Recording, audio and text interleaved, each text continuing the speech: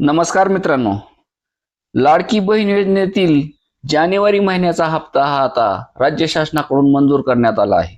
18 February 2026 या रोजी शासनाने एक शासन निर्णय काढून जानेवारी महिन्याच्या हप्त्यासाठीचा निधी हा उपलब्ध करून दिलेला आहे.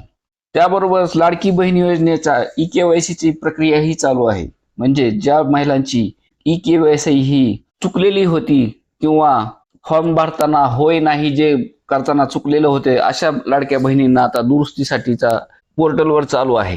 पण ज्या लाडक्या बहिणींनी पुन्हा एकदा केवायसी केलेली आहे, अशा लाडक्या बहिणींना आता मागील महिन्याचा हप्ता आणि या महिन्याचा हप्ता असा मिळून 3,000 रुपये मिळणार आहेत आणि ज्या रेग्युलर महिला आहेत अशा महिलांना 1,500 रुपये मिळणार आहेत. तर ज्या महिला नमो शेतकरी आणि PM किसान योजनेचा लाभ घेत आहेत अशा महिलांना 500 रुपये हे मिळणार आहेत. जानेवारीच्या हप्त्याची प्रतीक्षा लाडक्या बहीण योजनेतील पात्र महिला या खूप दिवसापासून करत होत्या, कारण इलेक्शनच्या आधीच त्यांना पैसे मिळतील अशी अपेक्षा होती. मात्र राज्य शासनाकडून निधी उपलब्ध न केल्यामुळे हा हप्ता अडकला होता.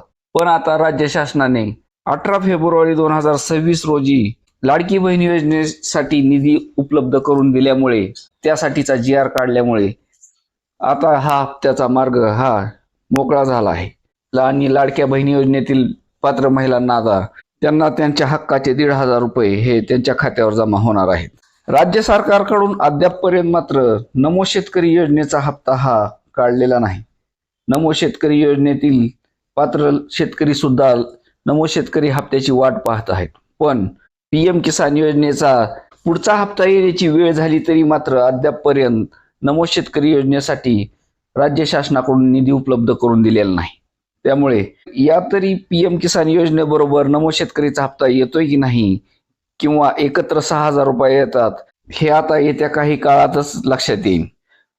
जर तसे झाले तर मात्र नमो शेतकरी आणि PM किसान योजनेचे एकूण 6,000 रुपये हे मिळतील आणि शेतकऱ्यांना दिलासा मिळेल.